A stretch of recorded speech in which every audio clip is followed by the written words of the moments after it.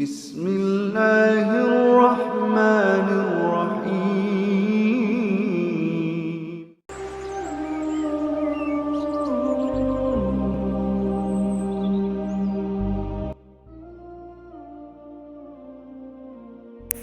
Bismillahirrahmanirrahim.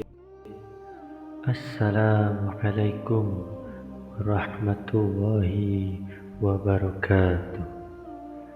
Syukur alhamdulillah kita bisa berjumpa kembali di channel ini. Salawat dan salam semoga tetap tercurahkan kepada baginda Muhammad sallallahu alaihi wasallam. Asyhadu an la ilaha illallah wa asyhadu anna Muhammadar Rasulullah. Harapan dan doa saya, semoga saudaraku semuanya selalu diberi kesehatan, dilapangkan rezekinya, diampuni dosa-dosanya, dan dipanjangkan umurnya. Amin ya rabbal alamin. Sahabat beriman yang dirahmati Allah, salat adalah salah satu dari 5 rukun Islam yang wajib ditunaikan sebanyak 5 kali dalam sehari. Salat juga merupakan tiang agama dan menjadi amal yang pertama kali dihisab di hari kiamat.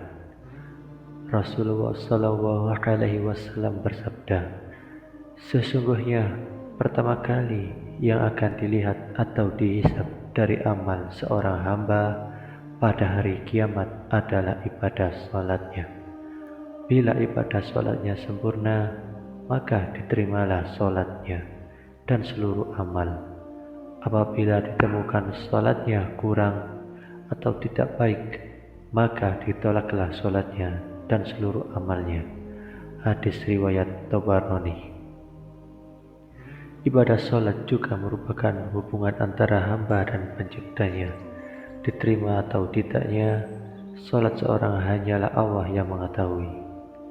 Namun selaku hamba hanya bisa mengetahui ciri-ciri atau tanda-tanda salat seseorang yang diterima Allah Subhanahu wa ta'ala. Berikut ini cirinya. Pertama, dia yang merendahkan diri dengan salatnya karena kebesaran. Salat yang diterima ialah salat yang dilakukan dengan penuh tawadhu karena kebesaran dan keagungan Allah. Andaikan orang ini khusyuk hatinya, akan khusyuk juga seluruh tubuhnya. Putuskan semua cabang hati yang berkaitan dengan dunia ini. Kata Rasulullah SAW, salatlah salat perpisahan.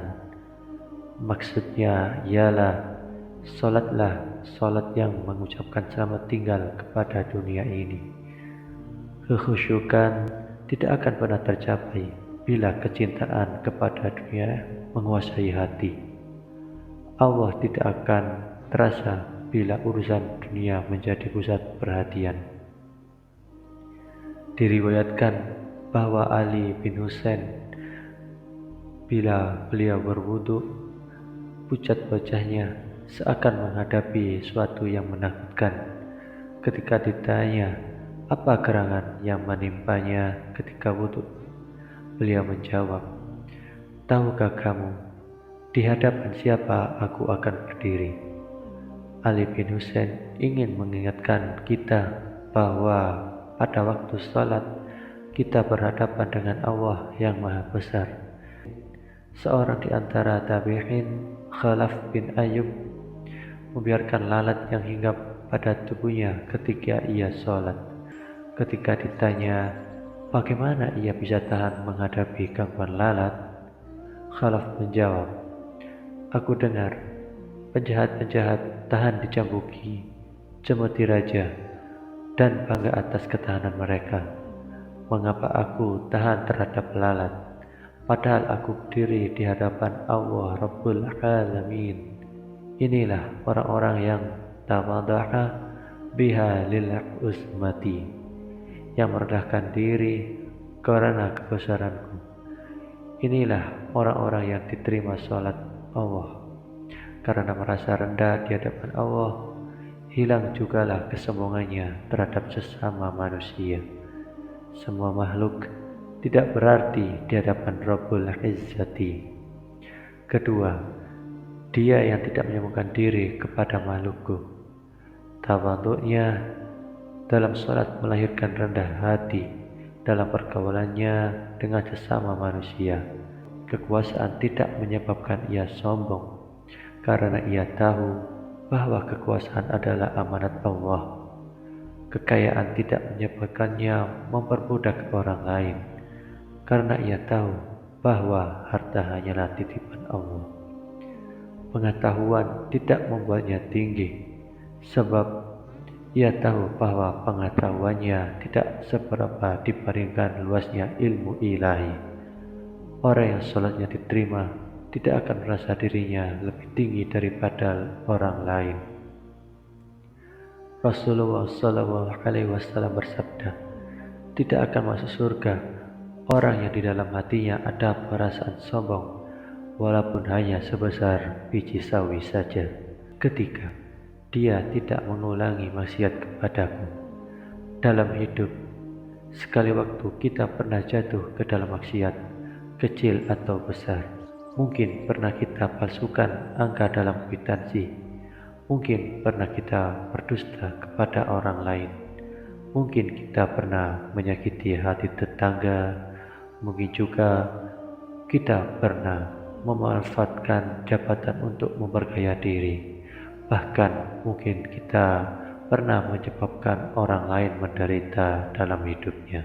Barang siapa sholatnya tidak menyebabkan dia menjauhi kekejian dan kemungkaran, maka sholatnya hanya akan menambah dia jauh dari Allah. Keempat, dia mengisi sebagian siangnya untuk berzikir kepadaku. Ada seseorang sahabat bertanya kepada Rasulullah SAW, "Ya Rasulullah, syariat Islam sudah banyak pada diriku. Ajarkanlah kepadaku sesuatu yang bisa aku pegang teguh selanjutnya." Nabi SAW kemudian menjawab, "Usahakanlah lidahmu selalu basah menyebut nama Allah. Jangan biarkan lidahmu kering tanpa menyebut nama Allah." Berzikir bukan saja disyariatkan setelah sembahyang atau sholat, melainkan juga pada setiap saat, ketika berdiri, duduk, dan berbaring. Pada satu majelis saja sahabat menemukan Rasulullah SAW membaca istighfar 100 kali dalam sehari. Ketahuilah, hanya dengan berzikir kepada Allah tentramlah hati. Quran Surah Ra'd ayat 28. Kelima, dia menyayangi orang miskin, orang dalam perjalanan, wanita yang ditinggalkan suaminya, dan mengasihi orang yang mendapat musibah. Salat yang diterima Allah tampak bekasnya dalam kehidupan orang yang melakukannya. Islam bukan saja datang untuk menegakkan akidah dan ibadah, melainkan juga membela manusia yang lemah, fakir miskin, orang yang kehabisan bekal, janda yang ditinggalkan suaminya, dan orang yang menderita. Orang kaya yang membuat sudut kecil di rumahnya untuk sholat tahajud di malam hari, tidak diterima sholatnya bila ia membiarkan tetangganya mati kelaparan.